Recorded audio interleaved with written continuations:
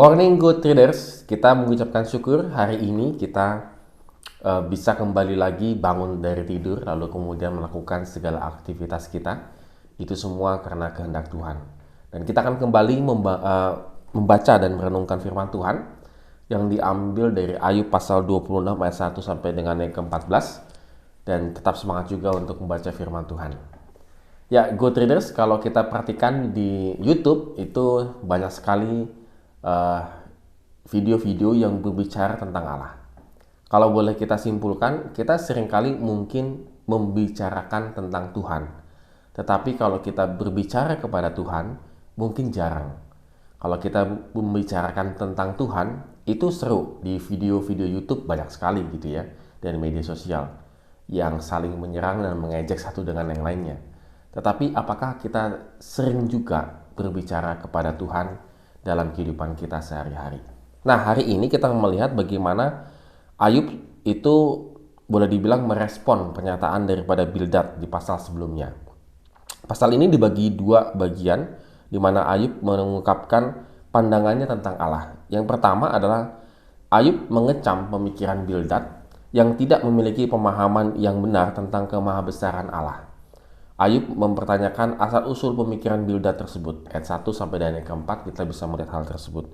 Bagian kedua, tampak bahwa melalui perenungan tentang kuasa Allah atas semua ciptaan, Ayub mencoba menjernihkan, boleh dibilang gitu, meluruskan pemikiran Bildad tentang bagaimana Allah sebenarnya. Pasal ayat yang ke-5 sampai yang ke-14.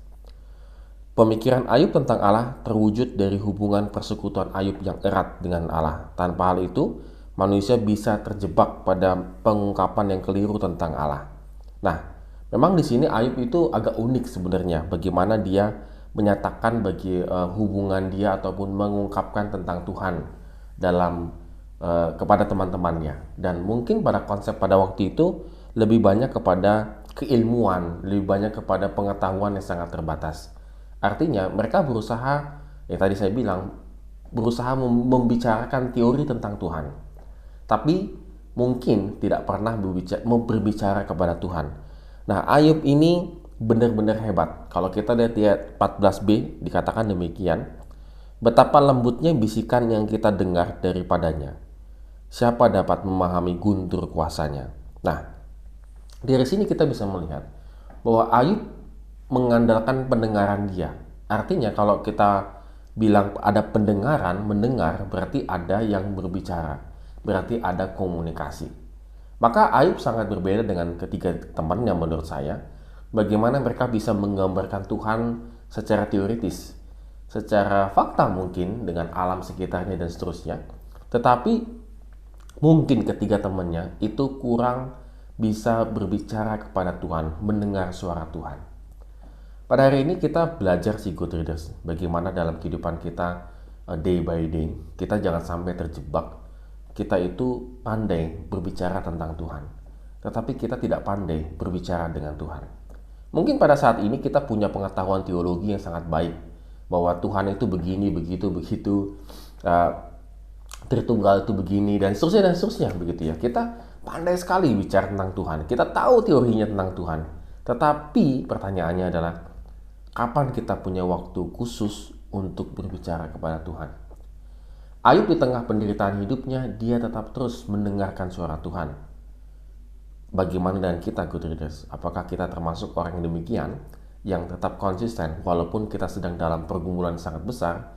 Apakah kita konsisten untuk mendengarkan suara Tuhan?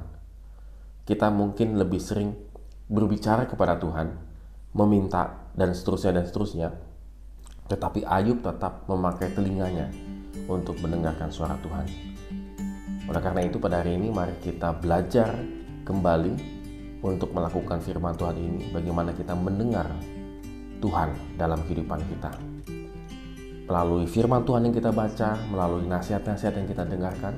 Sehingga hidup kita akan semakin baik dan semakin serupa dengan Kristus. Amin. Have a nice day and God bless us.